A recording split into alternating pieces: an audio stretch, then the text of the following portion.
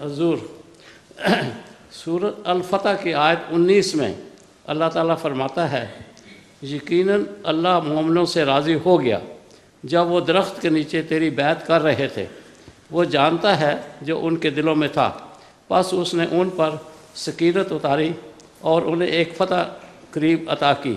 میرا سوال یہ ہے کہ وہ اس جگہ کس بیعت کا ذکر ہے جو درخت کے نیچے کی گئی؟ بیعت رضوان کہتے ہیں، اور یہ صلح حدیبیہ کے موقع پر کی گئی۔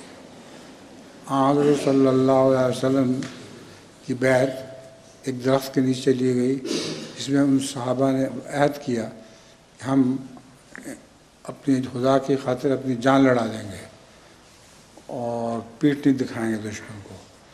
اس کا نام بیعت رضوان ہے۔ ٹھیک بات۔ ید اللہ فوق ایدیہم آتا ہے کہ رسول اللہ علیہ وسلم کا ہاتھ نہیں، وہ خدا کا ہاتھ تھا جو ان کے ہاتھوں پر تھا۔ بس ٹھیک ہے، ٹھیک ٹھیک ہے، ہے، جزاکم اللہ۔ جزاک اللہ۔ آئیے رشید صاحب۔